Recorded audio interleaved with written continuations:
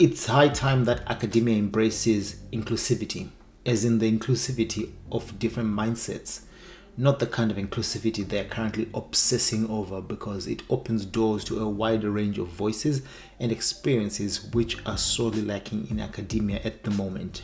People that look different but think the same offer less value to academia than people who may look the same but have different thought processes and mindsets.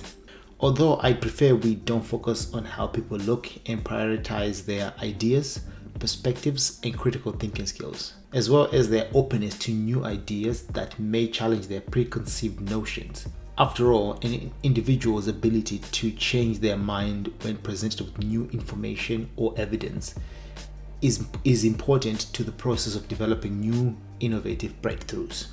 Diverse perspectives are needed to drive meaningful research, challenge established norms, and push the boundaries of knowledge. The future of academia depends on it.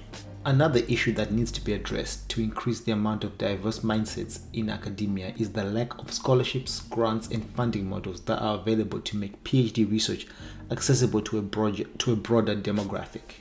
In the UK, you can get student finance to fund your PhD. This is a loan from the government which you have to pay back once you start earning a salary. The student finance is meant to pay for your tuition, accommodation, and living costs, but it doesn't come close to covering all of those expenses. So most PhD students usually end up doing part-time teaching as lecturers at the university so they can receive a stipend to pay for their living costs.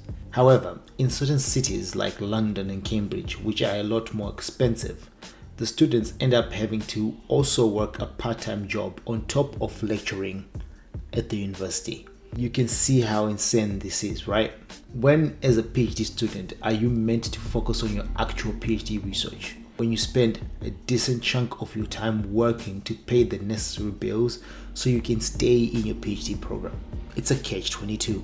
Better funding models need to be developed, otherwise academic research will remain a homogenized bubble of circular thought with a negative impact on scientific innovation. As bad as things are in the UK, at least there's student finance.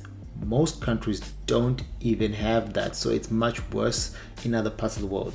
It's probably what contributes to scientific breakthroughs mostly taking place in Western countries like the US, UK, France, etc. But remember that only a very small group of people in those countries are carrying out the necessary research to make those scientific breakthroughs. So the breakthroughs are still limited by their perception, perspectives, and life experiences. A good example of this is the research and innovation being carried out for space travel, with Elon Musk and Jeff Bezos, amongst others, being at the forefront. I like both of these gentlemen.